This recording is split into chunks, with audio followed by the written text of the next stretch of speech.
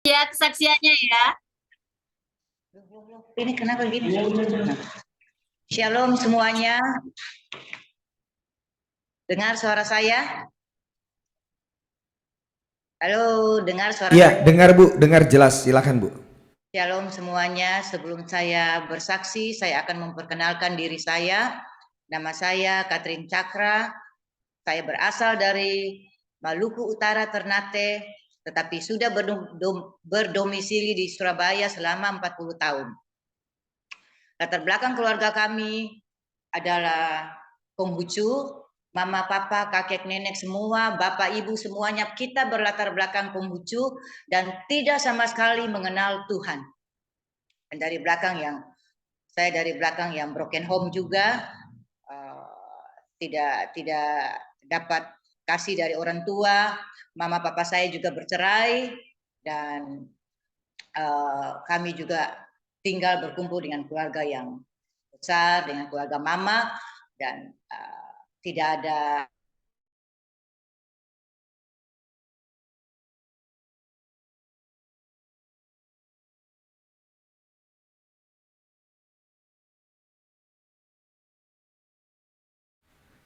Ya, terputus ya. mungkin bisa mengasihi saya, bisa tidak seperti orang tua, karena ya tidak seperti orang tua yang kami alami seperti itu, hidup dengan kepahitan, hidup dengan penderitaan, sakit hati, kepingin dapat suami yang benar-benar dapat membahagiakan, tetapi pada saat itu memang saya belum bertobat, tidak mengenal Yesus sama sekali, dan saya juga akhirnya ketemu dengan seorang mantan saya juga seorang mantan akhirnya saya juga berpisah. Itu sebabnya di firman Allah juga mengatakan bahwa kutuk terjadi 4 turunan. Itu sebabnya dari mama saya turun ke saya juga bercerai dan kami tidak punya ada kedamaian, tidak punya kasih, dan saya begitu hidup dalam tekanan, dan akhirnya saya menikah mendapat seorang suami yang ya namanya tidak mengenal Tuhan. Akhirnya kami juga nggak cocok dan akhirnya kami berpisah dan saya mempunyai seorang anak. Jadi akhirnya saya harus waktu itu kami menikah di Jakarta dan saya harus kembali ke Surabaya. Saya membawa anak saya, seorang anak laki-laki. Waktu saya masih usia sangat kecil, waktu itu umur setahun, kami berpisah, anak masih umur setahun. Dan begitu saya punya anak, saya begitu giat untuk mencari nafkah. Saya bersama adik saya, mama saya, pembantu kami membantu untuk membuka depot di rumah makan di Pasar Atom pada waktu itu tahun 89 ya. 89 kami buka rumah makan dan kami begitu sibuk, dan anak saya kami kasih untuk membantu menjaganya, dan saya bagian pasar, kami menjual soto Makassar sangat laku sekali, dan adik saya bagian masak, mama membantu masak, pembantu 2, pembantu yang satunya jaga anak saya bagian drive ke Pasar Atom dan belanja di pasar. Pagi-pagi jam 4 saya sudah pergi belanja untuk stok berikutnya, stok besoknya. Soto Makassar kami begitu laris. Kami kalau buat soto Makassar itu dengan panci lore-lore abu-abu itu yang nomor 1, yang besar sekali. Dan ketika saya sedang ke pasar waktu itu tahun 90-an ya. Tahun 90-an anak saya dikasih pembantu yang menjaganya, dan pembantu ketika pembantu ada temannya datang, akhirnya anak saya ditinggal. Kami kalau buat soto Makassar itu kan sudah, kalau ketika masak kami harus dinginkan. Ketika didinginkan itu diturunkan dari kompor atas, diturunkan ke lantai ke bawah. Jadi Dapur kami kan dua, yang satunya dapur masak, yang satunya ruangan agak keluar itu untuk mendinginkan soto Makassar di bawah lantai dengan panci yang besar itu. Dan ketika pembantu sedang sibuk ketemu temannya, anak saya dibiarkan lari-lari. Itu panci soto Makassar baru diangkat dari kompor. Dan anak saya lari-lari kecemplung panci soto Makassar. Anak 2 tahun waktu itu dengan panci yang besar nomor 1, lore-lore itu tentu masuk ya. Itu anak baru 2 tahun tentu panci yang begitu besar masuk ke dalam panci itu, dan saya sedang ke pasar. Dan saat itu adik saya, mama saya, mereka histeris juga. Anak saya teriak, tapi dia langsung gosong ya. Dia masuk lah panci, karena panci soto Makassar itu kuahnya baru mendidih. Dan akhirnya saya sedang ke pasar. Ketika saya pulang pasar, udah saat itu berantakan semuanya, kacau balau. Adik saya nggak bisa masak lagi, mama pada kebingungan, pembantu juga yang lagi ngobrol dengan temannya nggak tahu. Saya juga nggak tahu kejadiannya karena saya sedang ke pasar. Dan saat itu ketika saya pulang pasar, bagian saya tuh drive ke pasar Atom, dan ketika pulang pasar saya biasanya bermain dengan anak saya. Ketika itu saya panggil Ronald, saya bermain, kepingin main-main dulu baru, karena saya bagian pasar sudah selesai. Dan saya heran, mama saya kok nangis-nangis. Loh, mama kenapa nangis? Ronald dibawa ke rumah sakit sama Hilda, adik saya yang waktu itu masak. Sedang dibawa ke rumah sakit. Loh kenapa, Ma? Kenapa? Ronald kan sehat. Anak saya saat itu umur 2 tahun, dan kalau dia hidup, sekarang di sorga dia hidup umur 35 tahun. Kan kita tahu bahwa surga itu ada kehidupan. Dan ketika saya pulang, dan akhirnya saya juga lari ke undaan Cenghuaien, nggak mandi, nggak apa, bau pasar. Saya pergi cari anak saya sudah di ICU, dan adik saya sedang nangis-nangis, saya histeris juga, saya nangis-nangis. Dan anak saya juga heran, kenapa dia terdiam. Biasanya kalau kecemplung panci itu, kita kena bakar sedikit aja, itu sudah kesakitan. Kalau anak saya kan kecemplung semua badan sampai di sini, sampai di leher saja. Jadi kepalanya masih utuh, kaki dan badan semuanya kena panci. Panci soto Makassar, dan akhirnya ya ketika saat itu anak saya nggak bersuara lagi. Ternyata saya baru tahu bahwa saking kobong, saking gosong, dia udah mati rasa. Tidak merasa apa-apa, dan dia udah, akhirnya anak saya 2 minggu kemudian koma, dan akhirnya dipanggil Tuhan 2 minggu kemudian. Padahal seminggu itu dia sudah bergerak, dia sudah agak mengering, sudah mulai baik. Tapi Tuhan lebih tahu, 2 minggu kemudian anak saya dipanggil Tuhan. Pada waktu anak saya dipanggil Tuhan, saya begitu stres. Saya menjadi stres, depresi, akhirnya gila. Sampai saya kejar-kejar adik saya dengan parang. Karena kejadiannya kan saya nggak ada. Jadi saya begitu sakit hati. Kenapa kalian tidak menjaga anak saya? Kok sampai akhirnya meninggal? Saya kejar adik saya dengan parang, saya ingin bunuh dia. Sakit hati, mama juga ketakutan, semua minggat dari rumah. Tidak mau, takut. Karena kalau dekat saya akan bunuh mereka semuanya. Pembantu pada kabur semuanya. Terus nggak bekerja lagi. Mereka minggat semuanya, minggat. Jadi pada waktu saya stres, depresi, dan gila, semuanya meninggalkan saya. Pada saya akhirnya iblis menyuruh saya untuk Mati aja kau, gak becus jadi mama. Kamu gak bisa jadi mama, mati aja. Saya tidak mengenal Yesus, dan saya mengikuti suara itu dan saya ambil baygon, saya ingin bunuh diri.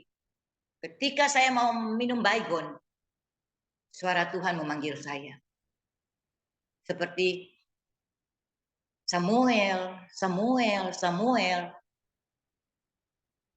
Tuhan memanggil dengan nama asli.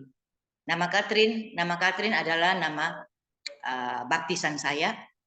Tapi nama asli saya adalah, saya kan orang luar pulau. Nama asli saya adalah Hunce. Pada waktu mama melahirkan saya, mama memberikan nama Hunce. Jadi Tuhan memanggil kita dengan nama asli, bukan nama samaran. Tuhan panggil Hunce, Hunce, Hunce. 3 kali saya kaget suara siapa itu. Padahal nggak ada orang di rumah. Saya keluar, saya mencari suaranya. Akhirnya nggak ada suara itu. Tapi roh saya langsung dibangkitkan. Roh saya yang tadinya mati ketika saya mendengar suara 3 kali Tuhan panggil nama saya bisa tersungkur, jatuh, di bawah kaki ranjang, di bawah ranjang saya menangis, sampai 2 jam. Yohanes 3 mengatakan kita dilahirkan dari air dan roh. Saat itu saya dilahirkan kembali. Roh saya yang mati, sudah stres, sudah gila, udah mau bunuh diri, tiba-tiba semuanya diangkat Tuhan, plong semuanya. Dan lega. Langsung detik itu juga saya segar bugar. 2 jam kemudian nangis, bangkit, dipulihkan, semuanya beban saya diangkat. Tiba-tiba saya bisa nggak pernah ke gereja sama sekali. Roh bisa memimpin saya untuk tanya tetangga, gereja di mana ya? Gereja di mana ya? Padahal nggak pernah ke gereja. Yaitu yang dikatakan roh yang menghidupkan kita. Kita dipimpin oleh roh itu sendiri. Ketika kita percaya Yesus dilahirkan kembali, kita dimeteraikan dengan Roh Kudus. Yaitu. Dan saya dibilangin, oh gereja Betani, mereka gereja Betani. Wah, saya gila dengan Yesus saat itu. Udah semuanya dipulihkan. Pada malamnya jam 7 malam saya sedang merenung. Anak saya panggil dari sorga.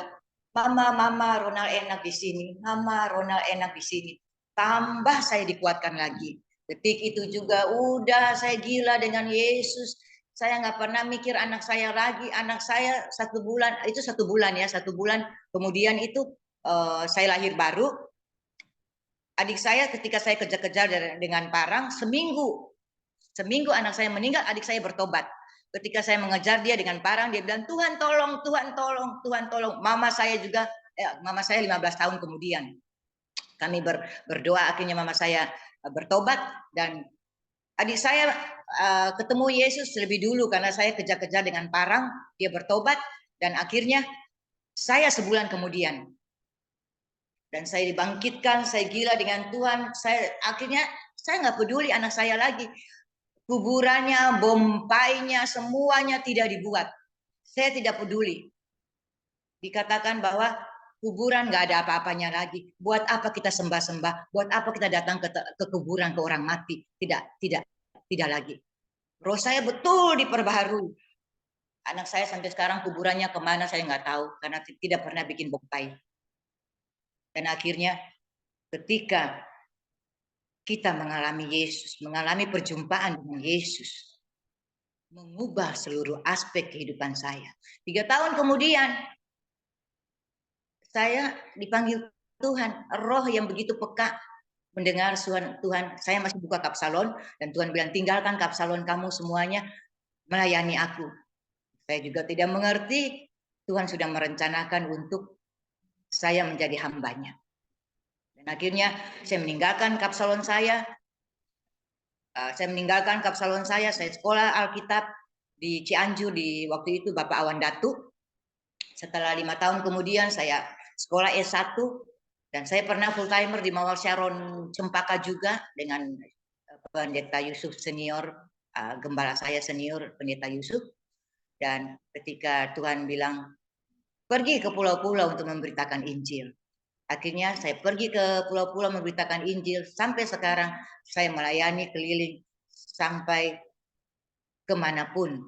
Dan nanti tanggal 11 juga saya akan berangkat ke Jogja, melayani khotbah di Jogja. Dukung doa supaya Tuhan tetap pakai saya. Tuhan begitu luar biasa.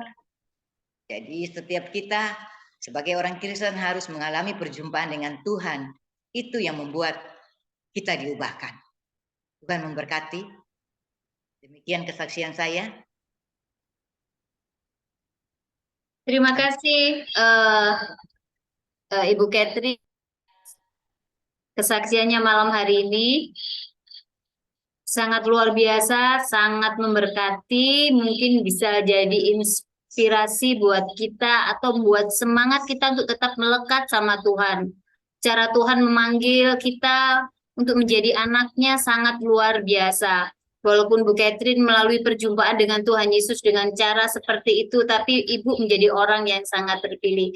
Bapak Ibu, mari kita semangat mengiringi Tuhan, jangan pernah lelah di ladangnya Tuhan. Walaupun Bu Catherine sudah mengalami badai gelombang yang sangat luar biasa, Bu Catherine masih tetap semangat. Baik, kita foto dulu ya sebelum kita mulai acara berikutnya. Mari Bapak Ibu dibuka wajahnya. Open cam semua, wajahnya dikasih wajah yang teramat manis buat Tuhan kita, supaya kita melihat wajah-wajah yang sangat diberkati Tuhan. Mari, Pak Antoni. Ya, silakan open cam Bapak Ibu. Ini ada 4 layar. Ya, 1, 2. Oke, sebentar. 1, 2. Oke. 1 lagi, 1, 2, 3. Oke, terima kasih Bapak Ibu. Tuhan memberkati. Yes. Baik, terima kasih Pak Antoni. Acara kita selanjutnya, sebelum kita firman Tuhan, kita mendengarkan firman Tuhan oleh Pastor Anta Kirana. Mungkin Wahyu akan bacakan profilnya sedikit, nanti mungkin Pastor bisa menjelaskan. Pastor Anta Kirana merupakan seorang penatua Menorah Community Church dan merupakan CEO dari Komunika Cipta Performa. Dan beliau merupakan International Certified Trainer dan Coach Motivator ya Pastor ya.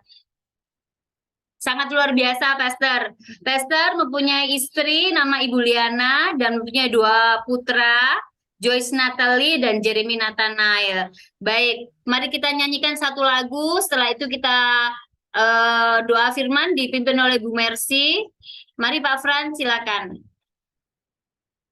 Iya, puji nama Tuhan. Ya, pastikan Anda bisa tetap ya bersama-sama dengan kita.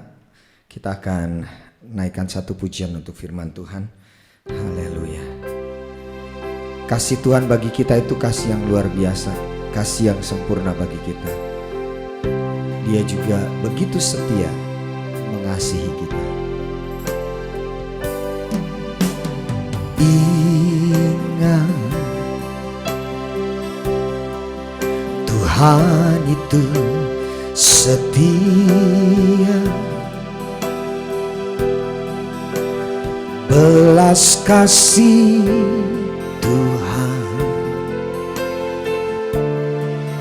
tak pernah berubah.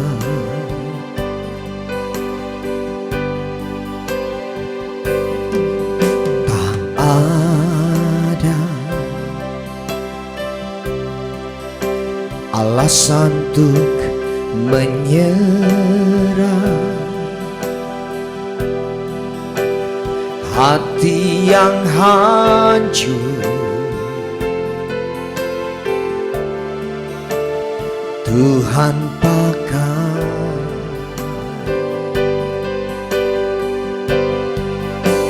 Mari angkat tanganmu. Berikan ku hati seperti Hana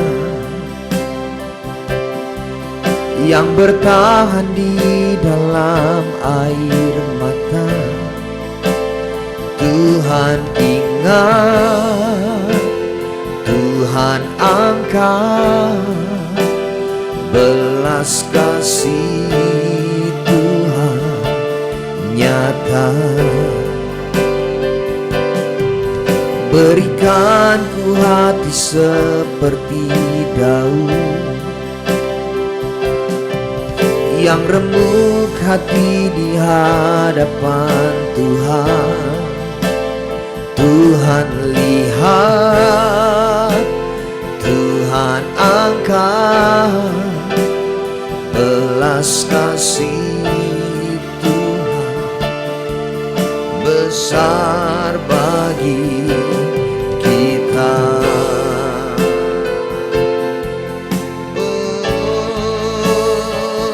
Oh, berikan ku hati seperti Hana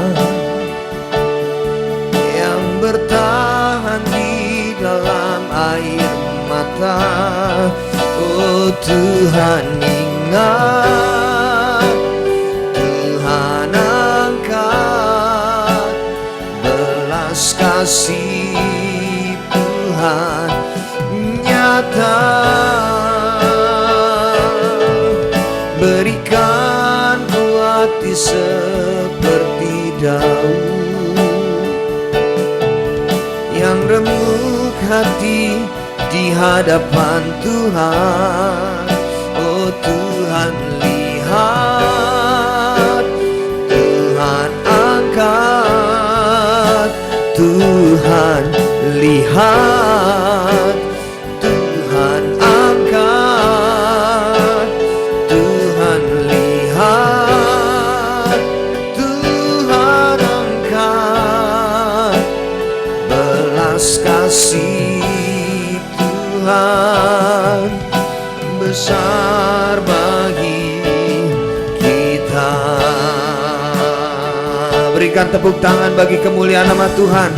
Biar belas kasihannya terus melimpah atas kita sekarang sampai selama-lamanya.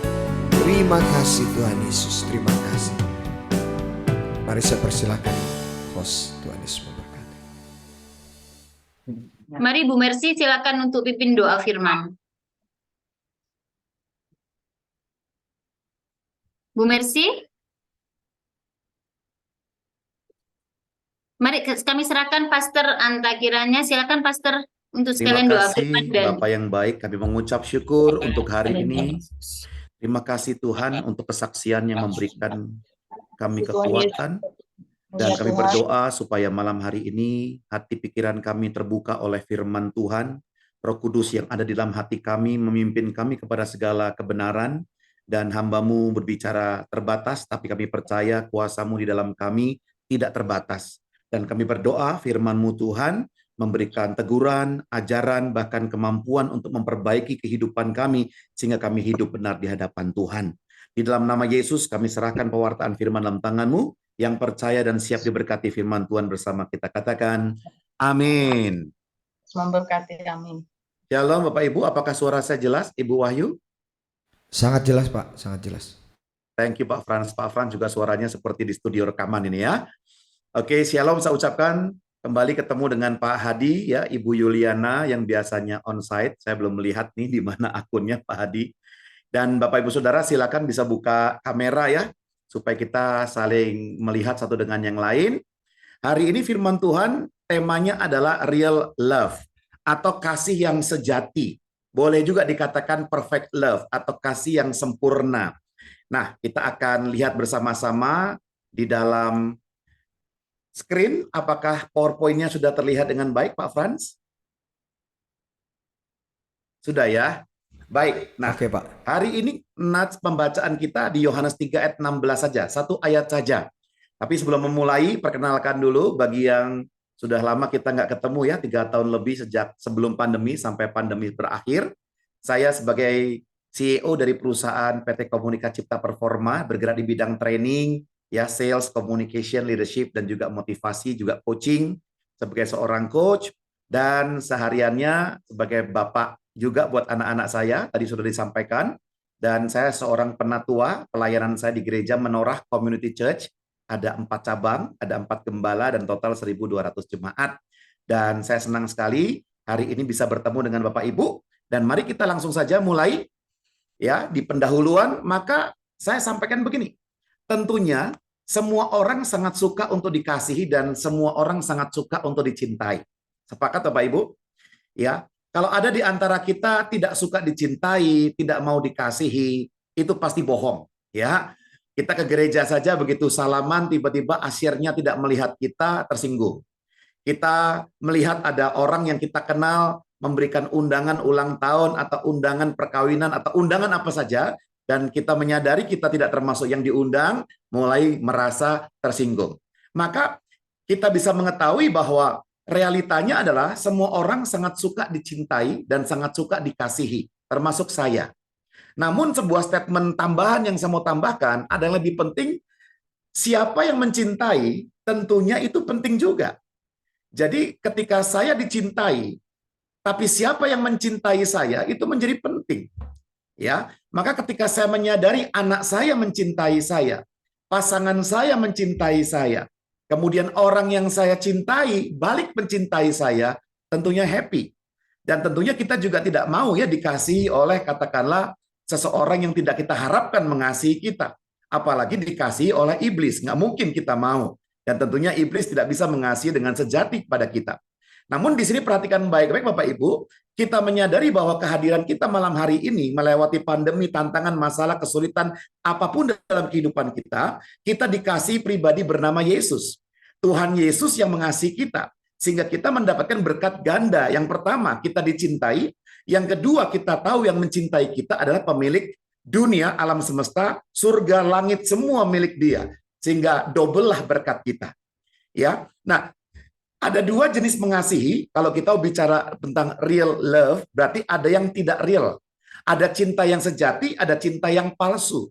Ada cinta yang tanpa syarat, ada cinta yang dengan syarat. Ya, yang pertama ada orang yang mengasihi dengan syarat. Mari kita lihat Matius 19 ayat 27. Di situ salah seorang murid Yesus bernama Petrus mengatakan demikian. Ya, dikatakan Matius pasal 19 ayat 27. Lalu Petrus menjawab dan berkata kepada Yesus, "Kami ini telah meninggalkan segala sesuatu dan mengikut Engkau. Jadi apakah yang akan kami peroleh?" Ada orang-orang Kristen yang seperti ini, melayani Yesus supaya dapat berkat, melayani Tuhan supaya mendapat mujizat. Ya, ini adalah iman transaksional, bukan relasional. Kalau kita mempercaya bahwa kita diselamatkan karena anugerah saja, bukan hasil kerja kita, bukan upaya manusia, tapi pemberian Allah, anugerah dari Allah, maka ketika kita memutuskan untuk mengasihi Tuhan atau mempercayai Tuhan, tidak boleh ada embel-embel di belakang. Nah, ini Petrus menggunakan sebuah hubungan transaksional. Kalau saya lakukan ini, Tuhan kasih apa? Padahal kalau kita mau jujur, yang ditinggalkan Petrus mungkin hanya sekedar perahu butut ya dan jala yang sudah koyak. Ya. Nah, inilah sebuah iman transaksional. Nah, kita juga bisa melihat Yohanes pasal 6 ayat 25 di situ, di mana ketika Yesus menyembuhkan memberikan makan kepada 5.000 orang, mereka mengikuti Yesus, lalu kemudian Yesus mengajar tentang roti hidup, bahwa dirinya adalah roti hidup. Maka orang-orang yang sudah mendatangi Yesus menerima mujizat tadi, mereka semua meninggalkan Dia, kata firman Tuhan. Dan Yesus berkata, "Kalian mengikuti aku bukan karena tanda-tanda yang telah kau lihat, bukan karena iman percaya kepada saya, tapi karena perutmu sudah kenyang." Itu kata firman Tuhan. Mari ini sebagai evaluasi bagi kita. Orang-orang yang kemudian tidak mengalami apa yang dia inginkan, berdoa dan belum mendapatkan doa-doanya, berharap dan belum mendapatkan harapannya, dan akhirnya kecewa dengan Tuhan, pasti secara kebenaran doktrinal dia salah. Ya, dia mengharapkan sesuatu dari mempercayai Tuhan. Ya, dan apapun yang terjadi dalam kehidupan kita, sebenarnya kita tetap harus mempercayai Tuhan apapun yang terjadi. Sama seperti kasih Yesus. Maka jenis mengasihi yang kedua disebut sebagai mengasihi tanpa syarat. Filipi 2 ayat 6-8, kalau kita baca seksama di situ, Yesus yang adalah Tuhan tetapi tidak menganggap dirinya setara dengan Tuhan. Bahkan mengosongkan dirinya, mengambil rupa seorang hamba sebagai manusia, mati terkutuk di Bukit Golgota, disalib, ya, dihina, dihajar, dimatikan bagi dosa-dosa kita.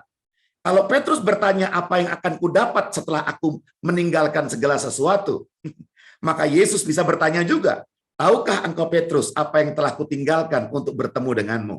Tahukah kita apa yang Yesus telah tinggalkan supaya kita yang berdosa tidak binasa melainkan beroleh hidup yang kekal? Dia tinggalkan semuanya demi kita. Amin Bapak Ibu Saudara. Ya. Nah, karena kasih Allah itu kekal, maka kita mendapatkan hidup yang kekal. Manusia kasihnya tidak kekal, berubah-ubah, makanya manusia tidak bisa memberikan kehidupan kekal. Nah, kita akan lihat bersama-sama, tentunya untuk Ibu Hilda, Ibu Hadi, Pak Frans, masih ingat nggak ada sebuah lagu yang berkata, karena begitu. Coba Pak Frans, nyanyikan Pak Frans. Karena begitu Allah, gitu Pak Frans. Kayaknya suara Bapak lebih indah dari saya. Karena begitu Allah cinta dunia hingga diberikannya anaknya yang tunggal supaya yang percaya jangan binasa melainkan dapat hidup kekal. Kita berikan tepuk tangan bagi Tuhan ya. Terima kasih Pak Frans. Nah, Yohanes pasal 3 ayat 16 menjelaskan tentang teladan kasih Allah yang real, yang sejati, sehingga wajib diteladani oleh setiap murid Kristus. Maka hari ini saya mau mengingatkan diri saya dan kita semua bahwa mengasihi Tuhan atau mengikut Tuhan itu artinya kita wajib hidup sama seperti Yesus telah hidup. Maka kalau Allah adalah kasih, dan kasih Allah sudah ada dalam hati kita, maka kita wajib hidup di dalam kasih. Nah, bagaimana real love itu kita aplikasikan dalam kehidupan? Bagaimana seharusnya kita menjalani kehidupan kita, mempraktekkan kasih yang sejati itu? Nah, kita akan lihat satu persatu. Ada 3 hal penting yang perlu kita pahami, prinsip penting yang harus kita praktekkan di dalam iman kekristenan kita. Ya, semoga bukan hanya di bulan Februari kita bahas tentang cinta kasih, tapi sepanjang hidup kita penuh dengan cinta kasih. Dan mari kita bangun kembali hubungan yang retak, hubungan yang sudah jauh dengan keluarga, dengan teman, dan firman Tuhan disampaikan, mujizat bisa terjadi dalam hubungan kita semuanya. Mari kita lihat yang pertama. Yohanes 3:16 dikatakan, karena begitu besar kasih Allah akan dunia ini. Perhatikan baik-baik. Maka teladan kasih Yesus yang sejati itu apa? Ya, Yesus tidak mengasihi karena kita telah berbuat sesuatu. Yesus bahkan mengasihi kita ketika kita masih berdosa, masih bandel, masih jahat, bayangkan. Ya, kalau ayatnya dikatakan karena Allah melihat Antakirana yang melayani dia, maka Allah mengasihi Antakirana. Tidak begitu ternyata. Ternyata kasih Yesus itu bukan berdasarkan apa yang telah dia lihat, apa yang dia telah peroleh dari orang tersebut. Tetapi kasih Yesus itu adalah sebuah keputusan berani, keputusan sepihak, bahwa dia berinisiatif memutuskan untuk mengasihi. Maka kalau Bapak Ibu Saudara hari ini ingin tahu apa karakteristik cinta yang sejati, kasih Kristus yang real itu, yang pertama, mengasihi itu adalah mengasihi karena keputusan sepihak. Bagaimana Pak Anta kalau Pak Frans menjahati saya tetap mengasihi. Bagaimana Pak Frans kalau ada teman sepelayanan, mereka semuanya makan nasi kotak, Pak Frans gak dikasih, tetap mengasihi. Bagaimana kalau yang mengasihi kita tidak balik mengasihi, tetap mengasihi, karena konsep kasih yang real, konsep kasih Kristus adalah diputuskan sepihak. Jika kamu mengasihi orang yang mengasihi kamu, apakah upahmu, kata firman Tuhan? Orang berdosa dan pemungut cukai juga melakukan hal yang sama. Tidak ada istimewanya. Maka kalau kita hanya mencintai, mengasihi, memperhatikan orang yang memperhatikan kita, itu orang berdosa bisa lakukan itu. Itu sesuatu yang biasa saja.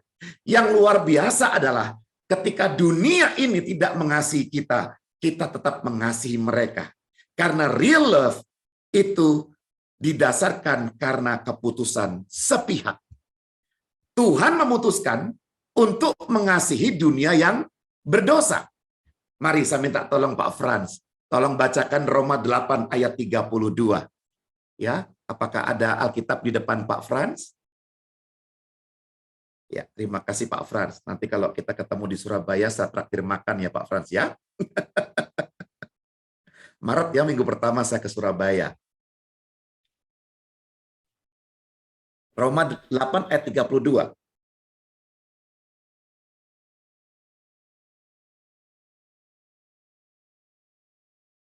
Sorry, sebentar. Ya, nggak apa-apa. Roma 8 ayat 32. Ya.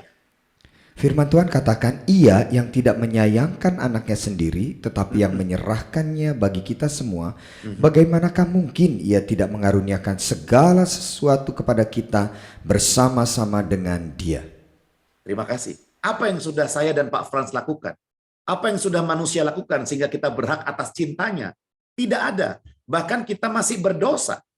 Maka ketika Yesus dibaptis oleh Yohanes Pembaptis dan keluar dari air baptisan, maka terdengar suara, inilah anakku yang kukasihi, kepadanya aku berkenan. Dan saat itu kita sama-sama tahu, Yesus belum melakukan pelayanan apapun. Yesus belum mengusir setan, dia belum melakukan mujizat, dia belum menyembuhkan orang timpang dan membangkitkan orang mati. Namun Bapa di surga sekali lagi menunjukkan bahwa kasih itu keputusan sepihak. Walaupun engkau belum melakukan apapun, engkaulah orang yang kukasihi, kepadamulah aku berkenan. Amin. Ya, karena kalau kasih Yesus itu berdasarkan syarat, syarat kita tidak akan pernah bisa memenuhi kriteria dia untuk dikasihi. Nah, kasihnya begitu besar sehingga seringkali sulit dipahami. Maka ada orang-orang Kristen berdebat gitu ya. Kenapa kok sebelahnya Yesus yang adalah penjahat bisa ke Firdaus masuk surga? Padahal dia penjahat yang disalib bersama-sama dengan Yesus. Ya, nah itulah yang kita nggak bisa pahami. Kalau kita bisa tahu seluruh pemikiran Tuhan, maka mungkin dia bukan Tuhan. Karena dia Tuhan, maka tak terselami pemikirannya begitu dalam. Kadang-kadang kita kalau dikasih orang uang 50.000 gocap ya, kita terima aja. Betul nggak Pak Frans? Pak Frans dikasih gocap, terima aja. Tapi coba tiba-tiba saya telepon Pak Frans, saya mau kasih Bapak 50 miliar. Mulai bingung nggak Pak Frans? Kenapa ini? Ada apa ini? Jangan-jangan ya. Naturnya orang itu kalau dikasih kecil, ya dia terima. Tapi kalau dikasih gede, mulai penasaran. Oh, jangan-jangan dia ada maksud apa nih di belakang. Karena kasih Tuhan itu besar sekali, seringkali manusia itu justru menyaksikan. Makanya kita bertemu dengan orang-orang ketika saya melakukan penginjilan, banyak orang berkata, masa sih Pak segampang itu masuk surga? Masa sih Pak hanya dengan percaya, mengaku dengan mulut, percaya di hati, saya bisa diselamatkan? Mosok sih?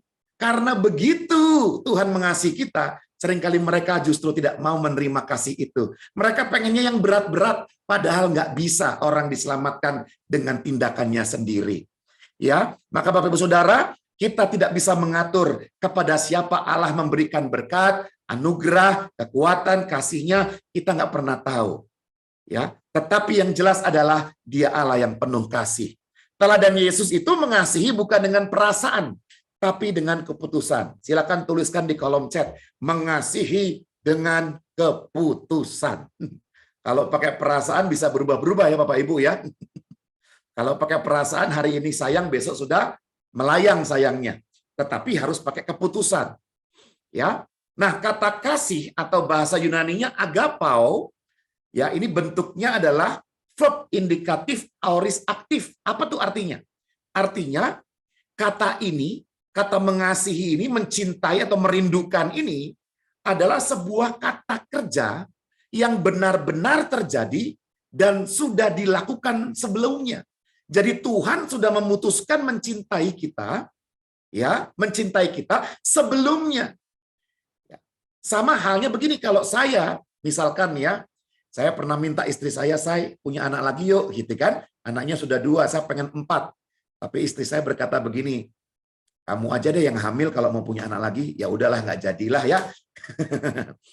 Katakanlah istri kita mau hamil, Maka aoris itu berkata begini, walaupun saya belum tahu tampangnya mirip siapa, walaupun saya nggak tahu apakah badannya lengkap atau ada kurangnya, cantik atau tidak, sehat atau sakit, saya nggak tahu nih nanti anak saya akan jadi seperti apa. Tapi saya sudah memutuskan untuk mengasihi jabang bayi ini. Itulah aoris. Ya, saya sudah memutuskan mengasihi, itu bukan karena apa yang saya lihat, dengar, dan alami, itu karena keputusan sepihak, komitmen saya untuk mengasihi. Ya, jadi Bapak Ibu Saudara, dia merindukan kita, dia mencintai kita, dia mengasihi kita. Maka malam hari ini, buatlah keputusan sepihak untuk mengasihi orang lain dan hidup dalam kasih. Yang masih benci-benci, buang. Itu bukan murid Tuhan. Orang Kristen tidak bisa dendam. Orang Kristen tidak mungkin kepahitan, lalu benci, dendam, kesumat dengan seseorang. Tidak bisa. Karena ada kasih dalam kehidupan kita. Yang setuju katakan amin. Ya, yang kedua mari kita lihat apakah karakteristik real love itu. Ayatnya dilanjutkan dikatakan begini, sehingga ia telah mengaruniakan anaknya yang tunggal. Maka ternyata karakteristik kasih yang tulus, yang sempurna, yang sejati itu bukan hanya karena keputusan sepihak, tetapi dibuktikan dengan perbuatan nyata. Bukan hanya lip sync, bukan hanya omong doang, nggak boleh begitu. Ya, katanya mencintai istrinya, tapi istrinya ulang tahun sampai sekarang nggak pernah dikasih kado, nggak pernah dibeliin kue kecil mungil aja nggak pernah ada Pak Pendeta. Lalu suaminya mulai halu, dia bilang begini, ya Pak Pendeta, istri saya tuh nggak suka dirayain, nggak suka hadiah, nggak suka berlian, nggak suka mobil, nggak suka kue. Ah, masa? Ibu-ibu suka nggak kalau dikasih hadiah sama suaminya? Yang suka katakan amin. Ya, kita bukan bicara tentang nilainya atau harganya mahal, tapi kan perhatiannya. Bagaimana mungkin saya berkata kepada istri saya mengasihi dia, tetapi dari perbuatan, perilaku, perkataan saya tidak menunjukkan hal itu. Ya kan? Nggak mungkin. Maka Bapak Ibu Saudara, saya mengatakan seperti ini. Anda dapat melakukan sesuatu tanpa mengasihi, tetapi tidak dapat mengasihi tanpa melakukan sesuatu. Contoh, saya pernah ke Bali naik mobil di saat pandemi karena nggak berani naik pesawat, tapi hasrat pengen liburan besar. Ya, nah di satu kota di Jawa tiba-tiba ada pengamen, tapi pengamennya nggak jelas nih, rada-rada cowok dan rada-rada cewek gitu kan? Aku tak mau, ya dia nyanyi begitu kan? Maka segera saya bilang ke istri saya, noban, ada noban nggak? Ya, nah lalu saya buka jendela sedikit dan saya kasih uangnya kepada dia. Menurut Tante Hilda, saya kasih uang noban itu karena mengasihi atau karena yang lain? Ayo Tante Hilda, karena mengasihi atau karena yang lain? Perasaan. Karena tujuannya supaya dia cepat kabur, kan begitu ya? Cepat pergi, cepat hilang. Maka inilah bukti bahwa mengasihi, memberi, menolong, ya, itu bisa dilakukan tanpa kasih. Bisa. Biar cepat pergi, biar kita juga dikenal baik, pokoknya dengan alasan-alasan yang lain. Tetapi ya, kita lihat kita tidak bisa mengasihi tanpa perbuatan, nggak bisa. Maka 1 Yohanes 3 ayat 18 dikatakan, ayo kita jangan mengasihi dengan perkataan, tapi dengan perbuatan dan dalam kebenaran. Itu kata Rasul Yohanes. Ya, dikatakan mengasihi itu tidak boleh hanya dengan perkataan, tapi dengan perbuatan dan dalam kebenaran. Ya. Nah, di ayat yang kita baca barusan ada frasa telah mengaruniakan. Bahasa Yunaninya adalah didomi, ya.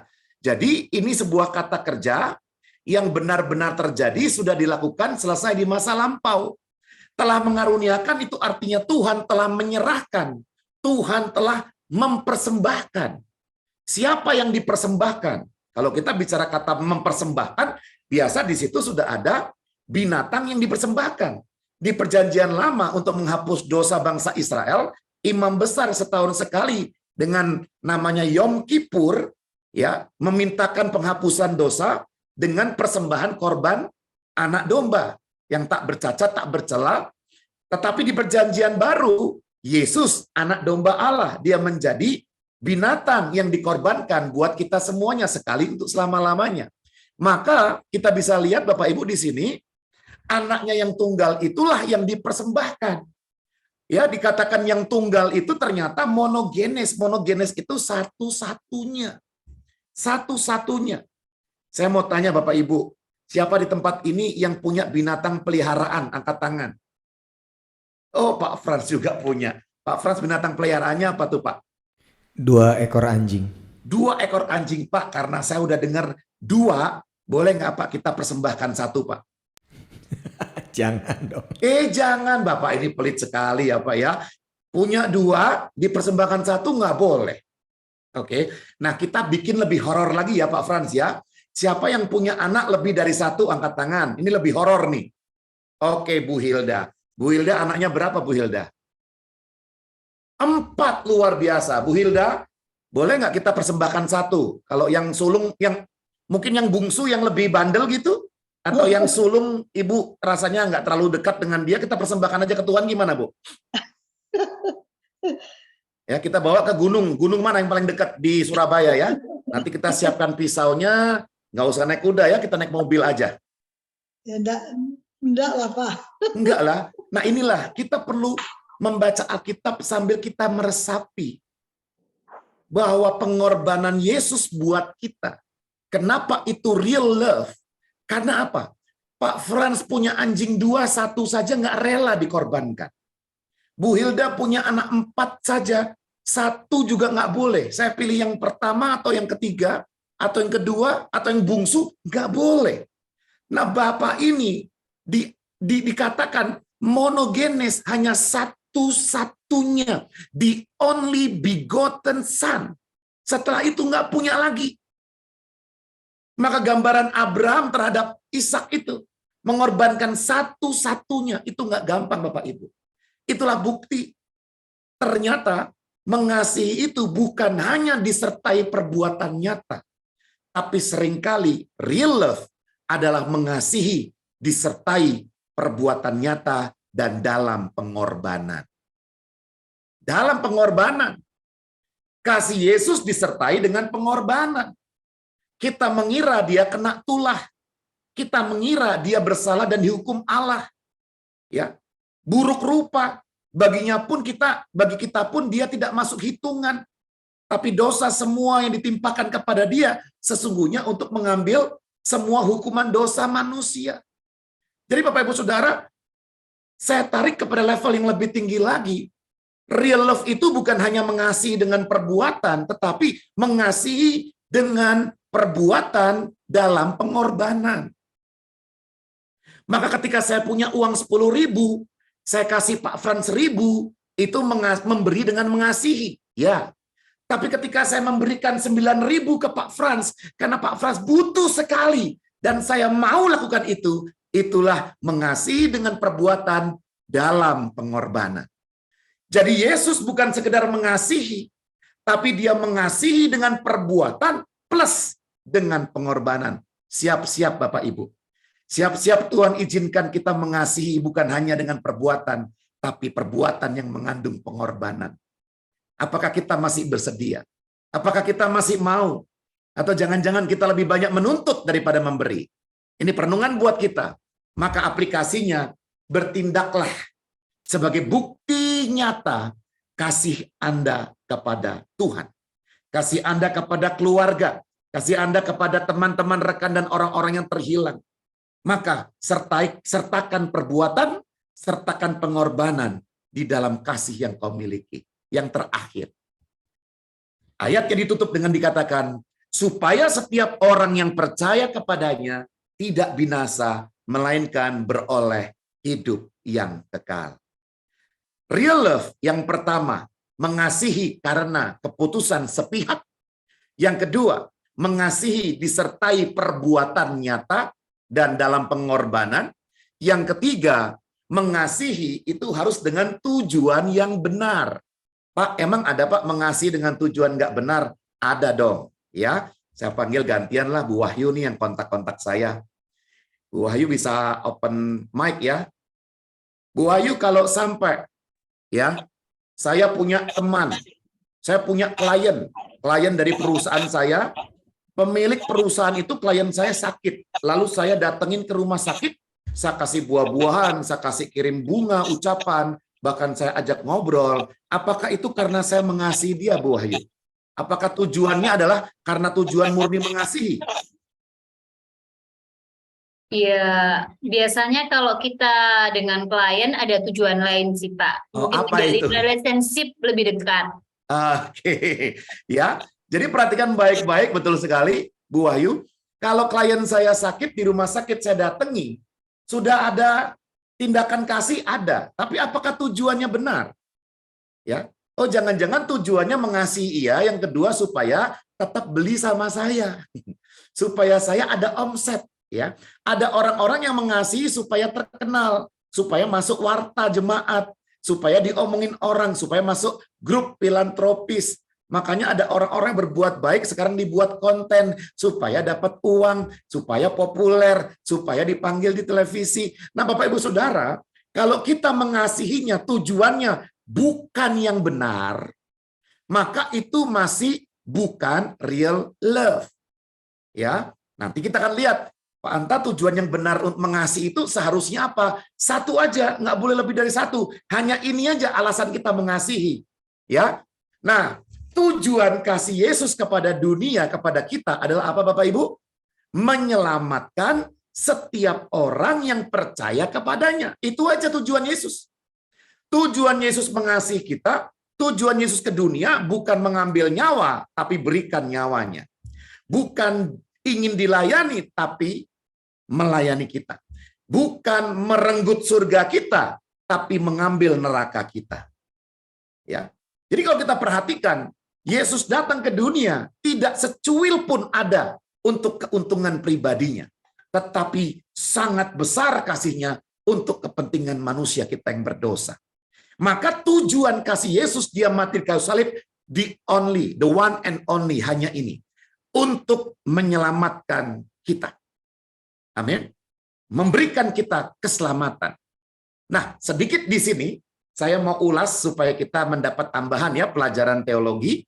Kata percaya di situ bahasa Yunaninya adalah pisteuo ya, pistuon, teon ya, pisteon. Pisteuo dari akar katanya, kata dasarnya pistis atau iman.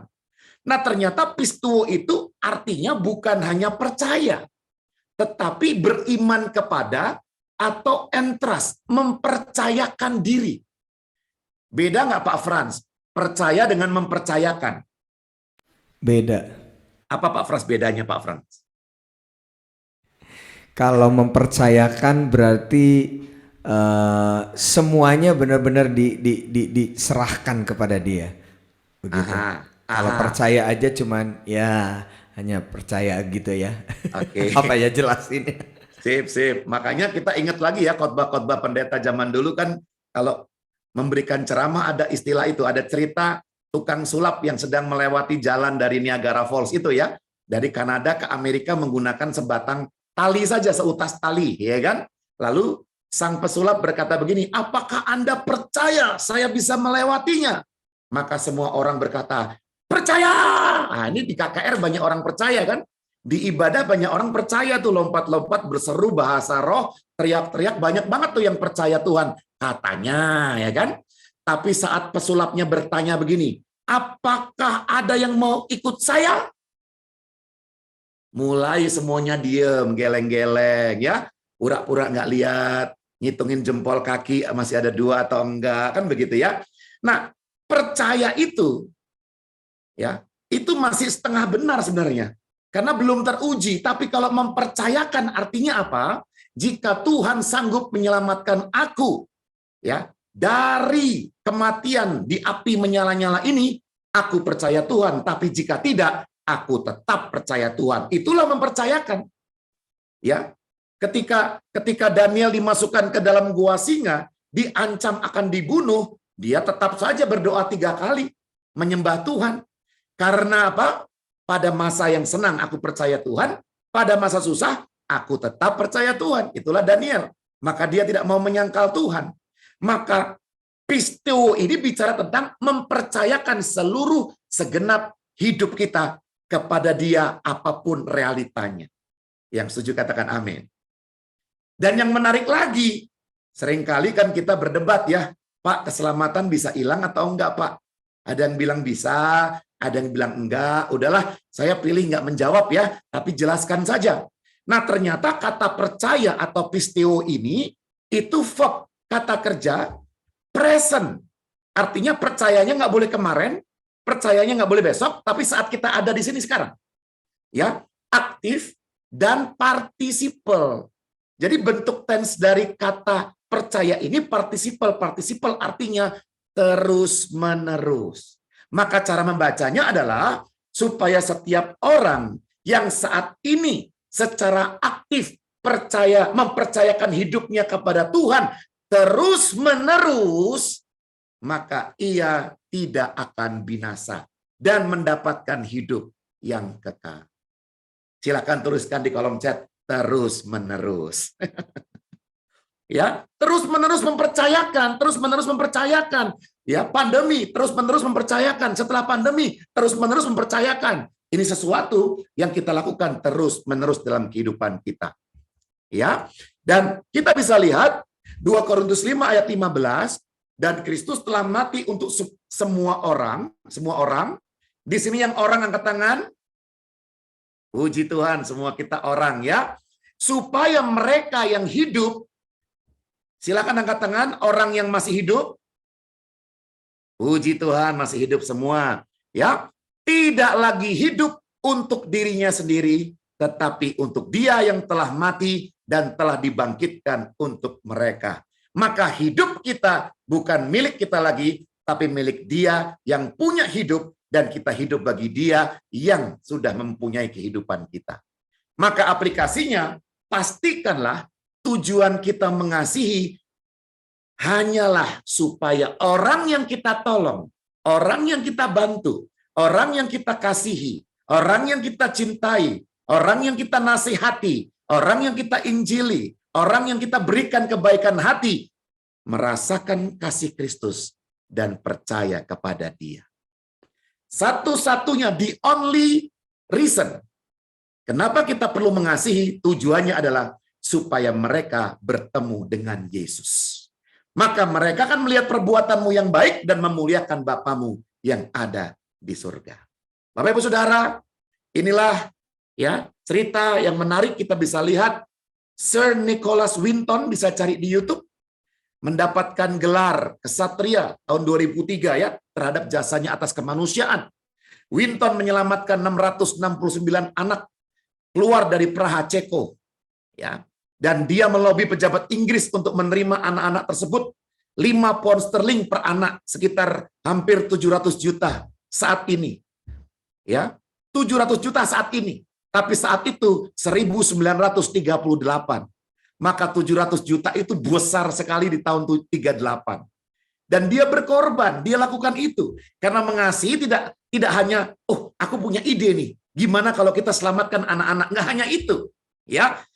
Tetapi dia bertindak dan dia mengorbankan uangnya 50 tahun tidak ada orang tahu termasuk istrinya. Sampai di tahun 88 sang istri menemukan dokumen catatan ya tentang anak-anak yang diselamatkan Winton. Ada foto-fotonya dan ada alamat rumahnya. Dan sang istri bekerja sama dengan BBC News mencari anak-anak tersebut yang diselamatkan untuk dipertemukan dengan Winton. Nah, kita akan lihat Winton saat itu dijebak, dia diundang di acara BBC, ternyata kita lihat apa yang terjadi. Ternyata orang-orang di sana adalah orang-orang yang pernah dia selamatkan. Kita lihat videonya sekitar 2 menit saja ya teman-teman ya. Oke. Apa kelihatan Pak Frans videonya? Oke Pak. And I should tell you that you are actually sitting next to Nicholas Winton.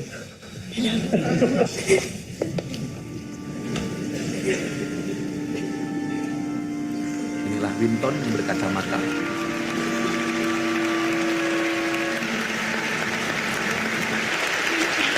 Thank you. And Anne, another of the children that you saved.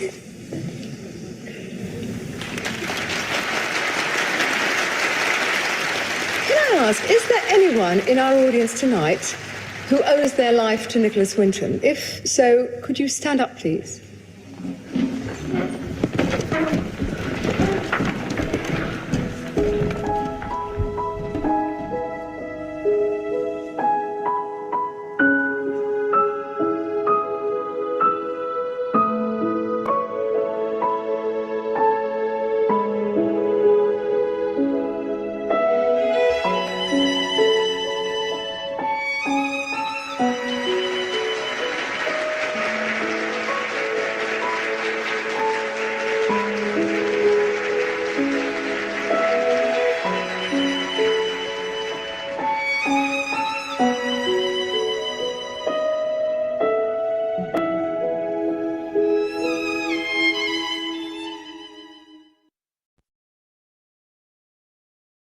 Ya, puji Tuhan. Itulah kasih yang dinyatakan oleh seorang anak manusia ya di dunia ini bernama Winton. Bapak Ibu Saudara, apalagi kita yang sudah percaya Tuhan Yesus, ada kasih yang sempurna dalam diri kita, pastinya kita bisa memaafkan, bisa mengampuni, dan bisa mengasihi.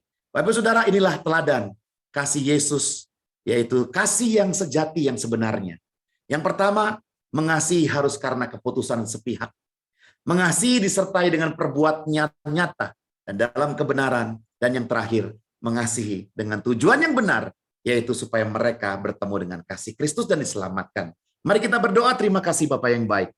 Kami mengucap syukur untuk firman-Mu, dan biarlah firman-Mu memberikan kami kekuatan dan kami melakukan firman kebenaran di dalam kehidupan kami.